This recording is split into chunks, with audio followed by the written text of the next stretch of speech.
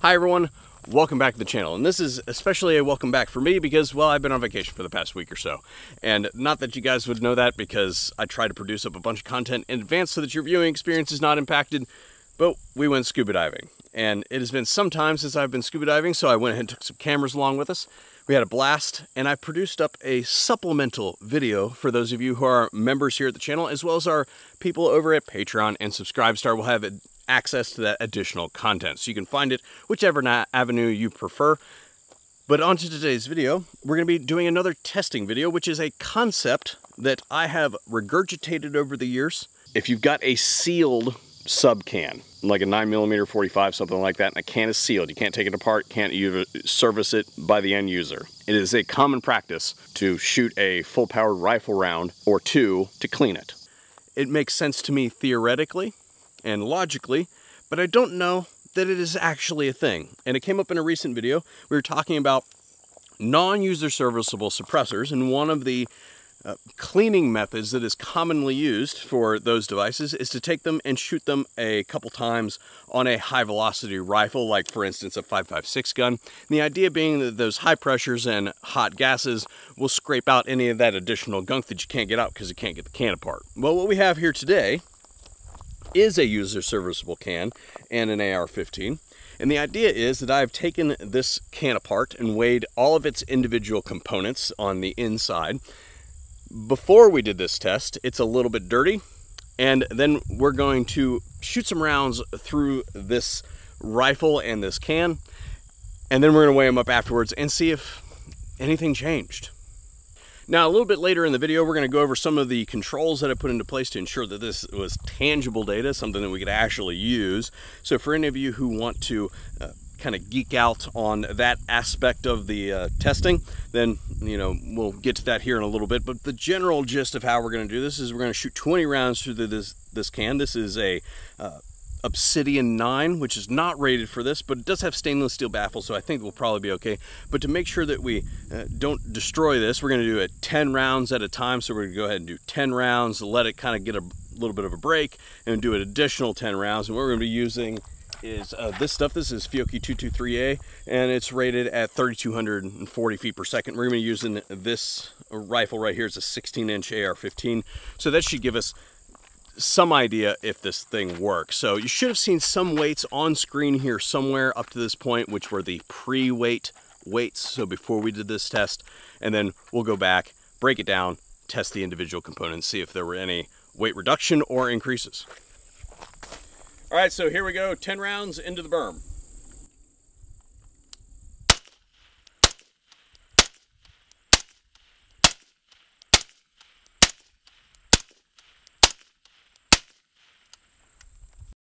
Arms Directory is a 2A specific social network. Think Facebook meshed with a little bit of LinkedIn, maybe some farmers only or something like that in there, but specifically for people who are into firearms. The goal being to generate a 2A communications platform devoid of all the sensorial oversight that has become so prevalent today. This is an endemic community generated by our own people. These are people who have worked in the firearms industry for some time, everything from engineers to design concept specialists. So they know the industry inside and out. Special thanks to them for making today's video possible. And we're back, so we'll go ahead and do our second set, and then we'll head back to the shop.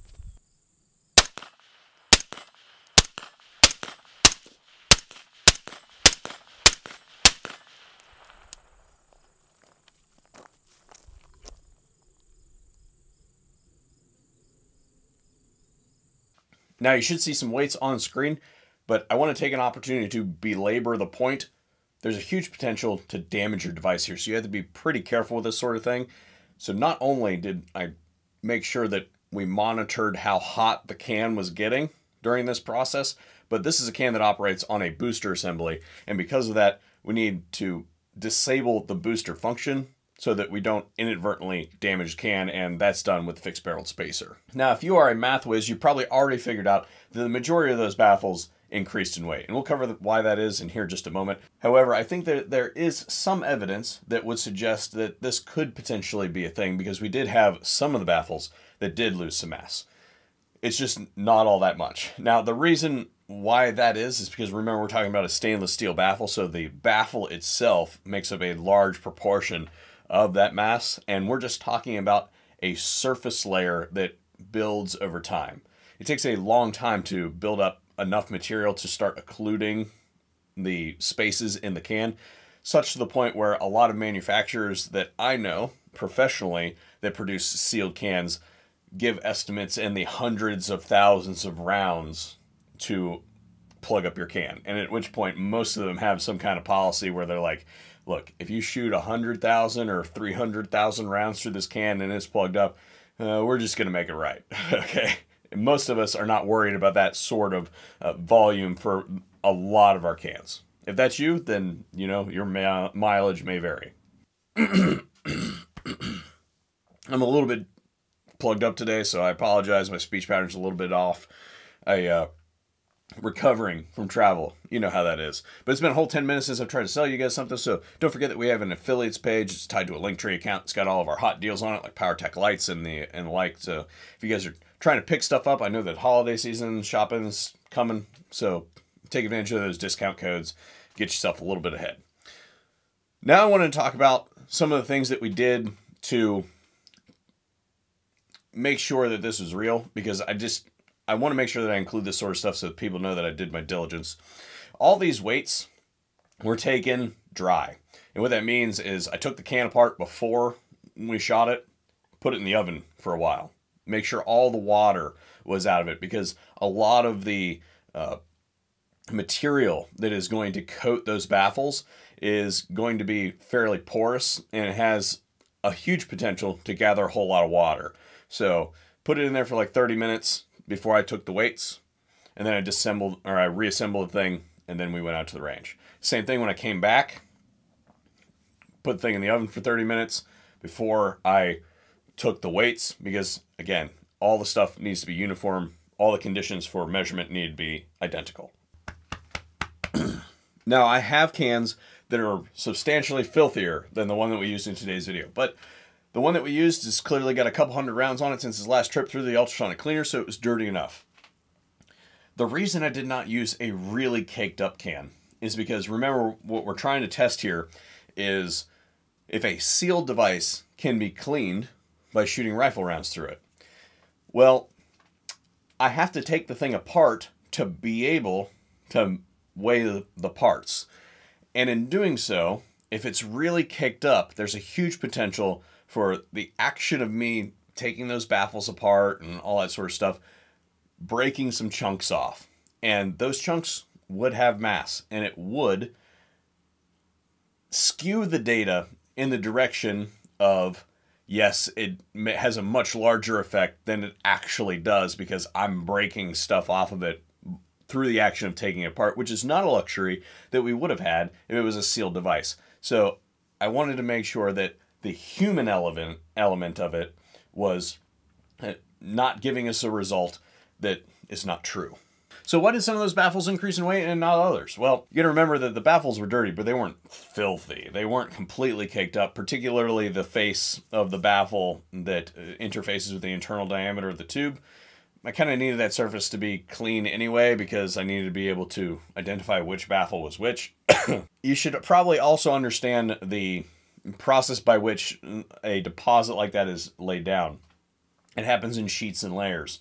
And the way that occurs is a time equation. So you go out and shoot a couple hundred rounds or something like that at the range, and then you put the can in your safe or in your range bag or whatever for whatever length of time between your next shooting session is. That forms a layer. And you can see this if you take like a flathead screwdriver or something like that to a removable baffle. This stuff will come off in chunks and sheets. So the baffles would be substantially less dirty if you went out and shot like 1,000 rounds in a sitting than if you had shot 1,000 rounds, like 50 rounds at a time, separated each time by week. You get a much heavier deposits that way.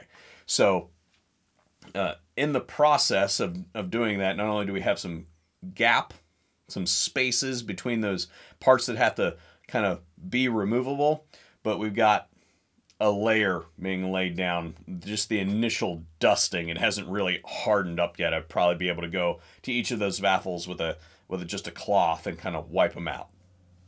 And we probably would have not seen as great an increase, maybe even a reduction of the weight. Somebody's having a bad day. To wrap it up today, I'm going to ask myself a series of questions before I asphyxiate, and then give you guys the answers. Is this a technique that I have used in the past to clean my sealed cans? Yes, it is. Is this a technique that I will continue to use to clean my sealed cans? Not so much.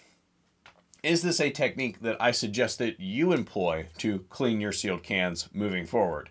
Also, not so much. And that's for a couple different reasons. First and foremost, if you look back at the testing footage where we were out there actually shooting it, you can find a leak between the two sections of the can.